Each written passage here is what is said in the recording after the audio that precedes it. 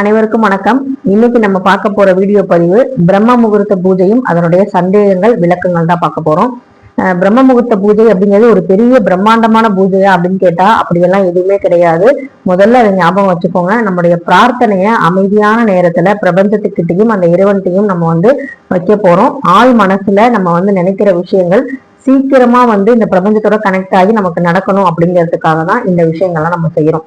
இதுக்கு பூஜை ரூம் தேவையா, விளக்கு ஏற்றணுமா, சாம்பிராணி போடணுமா, நெய்வேத்தியம் வைக்கணுமா, ஒரு சில சகோதரி கேட்டிருந்தாங்க தண்ணி குடிக்கலாமா, அந்த நேரத்துக்கு தண்ணி குடிக்க கூடாதுன்னு சொல்றாங்க அப்படின்லாம் கேட்டிருந்தாங்க. ஸோ அந்த மாதிரி விஷயங்கள் எல்லாமே இந்த வீடியோ பதிவில் பார்க்க போறோம். அதே மாதிரி நான் பீரியட்ஸ் ஆயிட்டேன், அப்போ நான் எழுதலாமா, மேனிஃபெஸ்டேஷன் பண்ணலாமா, பிரபஞ்சத்தோட பேசலாமா, எப்போ பிரபஞ்சத்தோட பேசுறதுக்கு சரியான நேரம் அப்படின்லாம் நிறைய பேர் கேட்குறீங்க. நீங்க ரொம்ப உங்களை போட்டு குழப்பிக்க வேணாம் அப்படிங்கிறதுக்காக தான் இந்த வீடியோ பதிவு. இதை நான் ரொட்டீனா ஃபாலோ பண்றேன். இடையில நிறைய எனக்கு இந்த பூஜை நான் பண்ண போறேன். இந்த நேரத்துல எந்திரிச்சு நான் மேனிஃபெஸ்டேஷன் பண்ண போறேன். லா ஆஃப் அட்ராக்ஷன் நான் பிரபஞ்சத்தை கூட பேசணும் அப்படின்னு நினைக்கிறேன். அப்படிங்கும் போது எனக்கு 9 நாள் சரியா போனது. 10வது நாள் நிறைய தடங்கல்கள். அந்த தடங்கல்கள் எதுக்காக அப்படின்னா என்னுடைய மன வலிமை, மன உறுதியை சோதிக்கிறதுக்கு பிரபஞ்சம் எனக்கு வைக்கிற டெஸ்ட்ன்னு நான் நினைச்சேன்.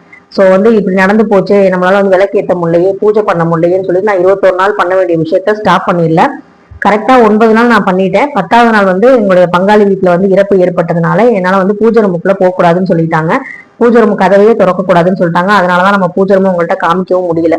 ஸோ இந்த மாதிரி விஷயங்கள்லாம் நடக்கும்போது நம்ம பிரபஞ்சத்தோட கனெக்ட் ஆகிற அந்த விஷயங்கள் நம்மளை டிஸ்ட்ராக்ட் பண்ணுது அப்படிங்கிற மாதிரி இல்லாம இந்த முறை நம்ம 21 நாள் சொன்னோம் இல்லையா, அந்த 21 நாள் நம்ம பேசணும், எழுதணும், நம்ம பிரார்த்தனை வைக்கணும், நம்ம சப்ஸ்கிரைபர் சொல்ற விஷயங்கள் எல்லாமே அந்த பிரபஞ்சத்துக்குள்ள நம்ம சொல்லணும், பிரார்த்தனை பண்ணணும் அப்படிங்கறதா என்னுடைய கோலா இருந்தது. நான் ஆரம்பிக்கும் போதே சொன்னேன், அந்த முதல் நாள் வீடியோ, பிரம்ம முகூர்த்த பூஜை முதல் நாள் வீடியோ நீங்க பாத்தீங்கன்னா தெரியும். அதுல ஒரு வார்த்தை சொல்லியிருப்பேன், நான் இன்னைக்கு ஸ்டார்ட் பண்ணியிருக்கேன். இது கடவுள் எவ்வளவு தூரம் இந்த பிரபஞ்சம் என்னை கொண்டு போகுதுன்னு தெரியாது. எப்படி இருந்தாலுமே நான் செய்யற விஷயங்களை செஞ்சுதான் ஆவேன். அவங்க போற ரூட்ல நான் கரெக்டா போயிருவேன் அப்படின்னு சொல்லியிருந்தேன். ஸோ அதே மாதிரிதான் நடந்துச்சு. ஏன்னா நம்ம நினைக்கிற மாதிரி விஷயங்கள்லாம் சில நேரங்கள் நடக்காது. அது நமக்கு நல்லதுக்காக கூட இந்த பிரபஞ்சம் பண்ணும். நமக்கு நடக்கலைங்கிறதுக்காக நம்ம அது மேல கோவப்பட்டுக்கிட்டு அந்த விஷயத்த நம்ம ஸ்டாப் பண்ணி நம்ம நம்மளை ரொம்ப ஸ்ட்ரெஸ் ஆக்கி கூடாது அப்படிங்கிறதுக்காக தான். இப்ப முதல் கேள்வி பாத்தீங்கன்னா பிரம்ம முகூர்த்த நேரம் அப்படின்னா என்ன அப்படின்னு பாத்தீங்கன்னா 3:30 மணில இருந்தே ஸ்டார்ட் பண்ணலாம். 3 to 5:30 அப்படின்னு வச்சுக்கலாம், இல்ல 4 to 5:30 அப்படின்னு வச்சுக்கலாம். அந்த சூரிய உதயம் ஆகிறதுக்கு முன்னாடி, அந்த வெளிச்சம் வர்றதுக்கு முன்னாடி அந்த ஒரு குறிப்பிட்ட நேரத்துல பிரம்ம முகூர்த்தம் அப்படின்னு சொல்லப்படுது. அதாவது பிரம்மா பாத்தீங்கன்னா நைட்டு வர அந்த நேரத்துல ஒவ்வொருத்தர் உயிருக்கும் பாத்தீங்கன்னா இது ஒரு கதை தான் சொல்லப்பட்டுச்சு. இது உண்மையா, இதுக்கு எவிடன்ஸ்லாம் என்கிட்ட கேட்காதீங்க. இந்த மாதிரி நிறைய விஷயங்கள் சொல்லும் போது நமக்கு அது ஒரு சந்தோஷத்தை கொடுக்குது, நம்பிக்கையை கொடுக்குது. அதுக்காக சொல்றேன். பிரம்மா பாத்தீங்கன்னா உயிரை ஒவ்வொருத்தருக்கும் போட்டுக்கிட்டே போவாங்க. அதை நம்ம யாருக்கு அந்த உயிர் இருக்குதோ அவங்கதான் விடிய காலையில எந்திரிக்க முடியும். அந்த மாதிரி எந்திரிக்கிறவங்களுக்கு ஒரு மறுபிறவி தான். இப்ப நைட்டு நம்ம படுக்கிறோம், காலையில நம்ம இப்போ குட் நைட் சொல்லிட்டு நம்ம காலையில பார்க்கலாம் அப்படின்னு சொல்லிட்டு எத்தனையோ பேர் படுக்கிறோம். ஆனா அத்தனை பேருமே காலையில எந்திரிக்கிறோமான்னு கேட்டா கிடையாது. காலையில பார்க்கும்போது ஒரு சிலரால இந்த உலகத்தை பார்க்க முடியல, இறைவனடி சேர்ற மாதிரி ஒரு சுச்சுவேஷன் வருது இல்லையா. அதுக்காக நன்றி சொல்றதுக்காக முழிச்ச நம்ம அத்தனை பேருமே இந்த பிரபஞ்சத்துக்கு முதல்ல நம்ம நன்றியை சொல்றோம். சோ இதுதான் பாத்தீங்கன்னா பிரம்ம முகூர்த்தோட ஒரு சாராம்சமே அப்படின்னு சொல்லலாம்.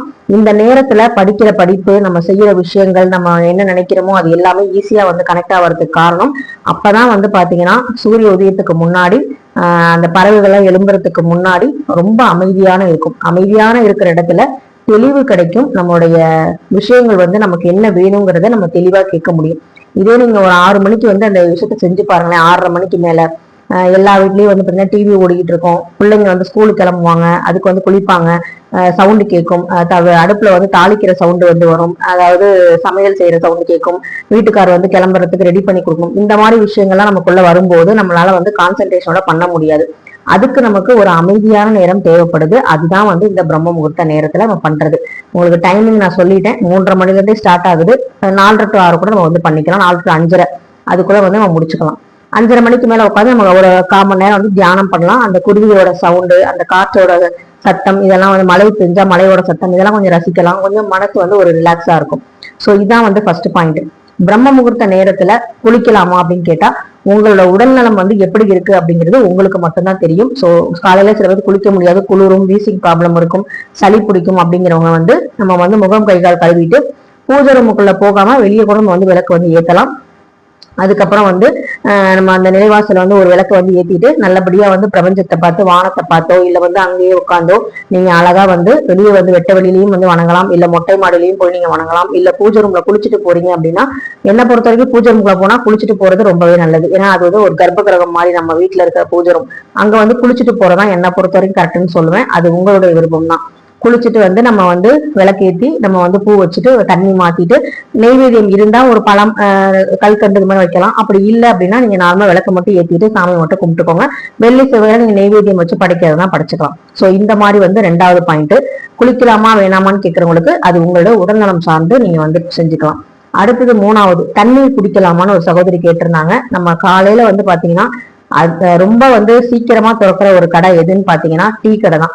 எல்லாருமே நம்ம டிராவல் பண்ணும் போதும் சரி எப்பவுமே வந்து டீ கடை தான் சுப்பிரபாதம் ஃபர்ஸ்ட் போடுவாங்க. ஸோ அந்த மாதிரி வந்து காலையில அதிகாலையில பிரம்ம முகூர்த்தத்துல திறக்கிற ஒரு கடை அப்படின்னா அது வந்து டீ கடை தான். ஸோ அந்த கடையில வந்து நம்ம அந்த நேரம் திறக்கிறாங்க, நம்ம குடிக்கிறது ஒன்றும் தப்பு கிடையாது. அதே மாதிரி தண்ணீர் கிட்ட நீங்க வந்து அந்த நேரத்துல தண்ணீரை வந்து ஒரு பிரபஞ்ச சக்தி தான், பஞ்சபூதங்கள்ல ஒண்ணு நீர். அந்த நீர் கிட்ட நீங்க வந்து ஒரு டம்ளர் தண்ணியை கையில வச்சுட்டு உங்களோட வேண்டுதலை வச்சுட்டு நீங்க தண்ணியை வந்து குடிக்கிறது அப்படிங்கிறது ரொம்ப ரொம்ப நல்ல விஷயம். அந்த நேரத்துல தண்ணீர் வந்து உடல்ல இருக்க அழுக்குகளை வந்து வெளியேற்றும், உடலை வந்து ரொம்ப சுத்தமா வச்சுக்கும், நோய் வந்து அண்டாம இருக்கிறதுக்கு நிறைய தண்ணீர் குடின்னு தான் சொல்லுவாங்க. சோ அந்த மாதிரி வந்து நம்ம உடம்ப வந்து நல்லா வந்து ஒரு நீர் சத்து உள்ளதா வச்சுக்கிறதுக்கு முக்கியமா தண்ணீர் தேவை. பஞ்சபூதங்கள்ல ஒரு 5 பூதங்கள்ல ஒரு பூதமான தண்ணீரை வந்து நம்ம வந்து அந்த நேரத்துல குடிக்கலாம். டீ குடிக்கணும்னு நினைக்கிறவங்க நீங்க எழுதி முடிச்சுட்டு நீங்க பூஜை எல்லாம் பண்ணி முடிச்சுட்டு குடிக்கலாம், ஒன்றும் தவறு கிடையாது. சரி, அப்படி என்னதான் இந்த நோட்ல வந்து நீங்க எழுதுறீங்க, இது என்னதான் நீங்க இதுல எழுதுறீங்க டெய்லியுமே அப்படின்னு ஒரு சகோதரி கேட்டிருந்தீங்க. இதுல வந்து நான் என்ன எழுதுறேன் அப்படின்னா என்னுடைய பிரார்த்தனை தான் நான் எழுதுறேன். எனக்கு என்ன வந்து தோணுதோ, அதாவது டெய்லியுமே வந்து ஒண்ணு தோணக்கூடாது, நமக்கு வந்து என்ன தோணுதோ அந்த வேண்டல் என்ன இருக்கோ அதை வந்து நிறைவேற்றுற வரைக்கும் அதை வந்து நான் எழுதணும்னு சொல்லி முடிவு பண்ணியிருந்தேன். அதே வந்து பாத்தீங்கன்னா 21 நாள் வந்து நான் வந்து பாத்தீங்கன்னா எழுதியிருக்கேன். தெரியுதுங்களா? இந்த மாதிரி வந்து 21 நாள் வந்து எழுதணும்னு நினைச்சிட்டு இருக்கேன். இன்னைக்கு வந்து 19ஆம் நாள்ல இருக்கேன். இதை வந்து நான் கண்டினியூ பண்ணணும்னு ஆசைப்படுறேன். தொடர்ந்து வந்து செய்யலாம். ஏன் 21 நாள் நம்ம வந்து இப்ப வந்து பூஜை பண்ண முடியாது, அட்லீஸ்ட் நம்ம இந்த நேரத்தை பயன்படுத்தி அந்த இறைவன்ட்ட வந்து நம்ம வந்து வேண்டுவோம். உள்ள நம்ம எந்த இடத்துல இருக்கோமோ அந்த இடத்துல இருந்து என்ன மனநிலைமை இருக்கோமோ அங்க இருந்தே நம்ம வேண்டுவோம் அப்படின்னு சொல்லிட்டு காலையில இருந்துச்சு நான் குளிச்சிடுறேன், வாச தெளிச்சு கோலம் போடுறேன், பிரபஞ்சத்துக்கு நன்றி சொல்றேன். பூஜை ரூமுக்கு மட்டும்தான் போகல, என்னோட வேண்டுதலை கடவுள் எங்க இருந்தாலும் கேட்பாரு அப்படிங்கிற அந்த நம்பிக்கையோட நான் வந்து எழுதுறேன். இதுதான் வந்து நான் எழுதுறேன், என்னோட பிரார்த்தனையை தான் எழுதுறேன். அதே மாதிரி என்னோட குடும்பம் நல்லா இருக்கிறதுக்கும் சுபிக்ஷமா இருக்கிறதுக்கும் நன்றியை முதல்ல சொல்லிட்டு அதுக்கப்புறம் எனக்கு என்ன தேவை அப்படிங்கிறத நான் வந்து எழுதுறேன். இது நடந்ததுக்கு அப்புறம் தான் அடுத்த வேண்டுதல் வைக்க போறேன். சோ இதுதான் வந்து நான் எழுதுறேன். உங்க வேண்டுதலை நீங்க வந்து தாராளமா வந்து எழுதலாம். அப்படி எழுதாட்டி கூட நீங்க வந்து மனசால வந்து ஒரு 10 நிமிஷம் வந்து தியானம் மாதிரி வந்து மனசுக்குள்ளேயே சொல்லி நீங்க பிரபஞ்சத்துக்கிட்ட சொல்லலாம். சோ இதுதான் வந்து பாத்தீங்கன்னா 3வது விஷயமா. நம்ம வந்து எழுந்திருக்கிற நேரம் குளிக்கலாமா வேணாமான்னு சொல்லிட்டேன், அது உங்களுடைய விருப்பம்னு சொல்லிட்டேன். குளிக்காம பூஜை ரூமுக்குள்ள போறது எனக்கு வந்து தனிப்பட்ட முறையில அது வந்து உடன்பாடு இல்லை, குளிச்சுட்டு போறது நல்லதுன்னு நான் சொல்லிட்டேன். தண்ணீர் குடிக்கலாம், தேநீர் குடிக்கலாம், அது உங்களுடைய விருப்பம் தான். அடுத்தது வந்து பாத்தீங்கன்னா என்ன எழுதுறேன் அப்படிங்கறத சொல்லிட்டேன். இந்த பிரம்ம முகூர்த்த நேரத்துல எனக்கு வந்து பாத்தீங்கன்னா அந்த நேரத்துல வந்து பூஜை நான் பண்ணிக்கிட்டு இருக்கேன், எனக்கு வந்து பீரியட்ஸ் ஆயிடுச்சு அப்படின்னா நீங்க பீரியட்ஸ் ஆனதை 2 நாள் 3 நாள் வந்து நீங்க பிரபஞ்சத்துக்கு கூட என்னை மாதிரி பூஜை ரூம் போகாம நீங்க வந்து தொடர்ந்து பண்ணுங்க, விளக்க மட்டும் ஏத்தாம. மத்த பூஜை நீங்க வந்து பீரியட்ஸ் முடிஞ்சதுக்கு அப்புறம் நீங்க வந்து உங்களுடைய அந்த ரொட்டீன் ஒர்க்கை வந்து எல்லாம் கிளீன் பண்ணிட்டு மாப்பெல்லாம் பண்ணிட்டு அதுக்கப்புறம் பூஜை ரூம் சுத்தம் பண்ணிட்டு அதுக்கப்புறம் நீங்க வந்து விளக்கு வந்து ஏத்தலாம். இதை வந்து நீங்க கண்டினியூவாக வந்து பண்ணலாம். காலையில வந்து இந்த மாதிரி செய்யறதுனால நமக்கு என்ன நல்லன்னா நிறைய நேரம் கிடைக்கும், நிறைய டைம் கிடைக்கும். எல்லாரும் எழும்புறதுக்கு முன்னாடி நம்ம எழுந்துட்டோம் அப்படின்னாலே பாதி ப்ரெஷர் வந்து நமக்கு குறைஞ்சிரும். அது மட்டும் இல்லாம அந்த டேல நமக்கு ஒரு ஃப்ரெஷ்ஷா வந்து ஃபீல் ஆகும். சுத்தமான காத்தை நம்ம முத சுவாசிப்போம், பறவைகள் சவுண்டை வந்து கேட்போம். இதெல்லாம் வந்து மனசுக்கு ஒரு நிம்மதியான ஒரு அமைதியை வந்து கொடுக்கும். அப்படிங்கிறதான் நம்மளை பொறுத்த வரைக்கும் அது மாதிரி விஷயங்கள் பண்றோம். நம்ம பாசிட்டிவா இருக்கணுங்கிறதுக்காக தான் மெயினா வந்து இந்த மாதிரி விஷயங்கள்லாம் பண்றது. அதே மாதிரி பிரம்ம முகூர்த்த நேரத்துல நம்ம எந்திரிச்சு பண்ற விஷயங்கள் நிறைய பேருக்கு நல்ல விஷயங்கள் நடந்திருக்கு. இந்த பூஜை வந்து நான் பண்ணும்போது என் மாமனாருக்கு ரொம்ப வந்து ஸ்டார்ட் பண்ணும்போது ரொம்ப சீரியஸா இருந்தது. இதுல நான் எழுதுனதுல அதுவும் ஒரு பிரார்த்தனை. என் மாமனார் வந்து கண்டிப்பா வந்து ஹாஸ்பிட்டல்ல இருந்து நல்லபடியா வீடு திரும்பணும் அப்படிங்கிறது எழுதினேன். நம்பவே முடியல, அந்த அளவுக்கு ரொம்ப சீரியஸா இருந்தவர் கண்டிப்பா வந்து நல்லபடியா வந்திருக்காரு அப்படின்னா அதுக்கு நான் ஏத்துன இந்த விளக்கும் ஒரு காரணம் நம்புறேன். அதே மாதிரி சில சிம்டம்ஸ் வந்து எங்களுக்கு வந்து காமிச்சுது. அதாவது ஒரு அவங்க பங்காளி இறக்குறதுக்கு முன்னாடி எனக்கு சில அறிகுறிகள் காமிச்சது. யோகி பிறந்த நாள் அன்னைக்கு தான் அவங்க இறந்தாங்க. அன்னைக்கு வந்து என்னென்ன நடந்துச்சு அப்படிங்கிறத நான் அடுத்த வீடியோல உங்களுக்கு தெளிவா சொல்றேன். ஏன்னா கடவுள் வந்து நம்ம கூட எப்படி வந்து கனெக்ட் ஆயிருக்காரு, எப்படி விஷயங்கள் சில விஷயங்கள் அறிகுறிகள் வந்து சொல்றாரு அப்படிங்கிறது நம்ம பிரபஞ்சத்து கூட எந்த அளவுக்கு வந்து ரொம்ப வந்து கான்டாக்ட்ல இருக்கமோ அது வந்து நமக்கு சொல்லும். ஏன்னா சும்மா பிரபஞ்சம் பிரபஞ்சம் இவங்க தான் பிரபஞ்சத்தை கண்டுபிடிச்ச மாதிரி பேசுறாங்கன்னு நினைக்காதீங்க. இதை நான் நோட்டீஸ் பண்ணதான் என் வாழ்க்கையில சில விஷயங்கள் வந்து மாறுச்சு, சில விஷயங்கள் வந்து எனக்கு தெளிவு கிடைச்சது.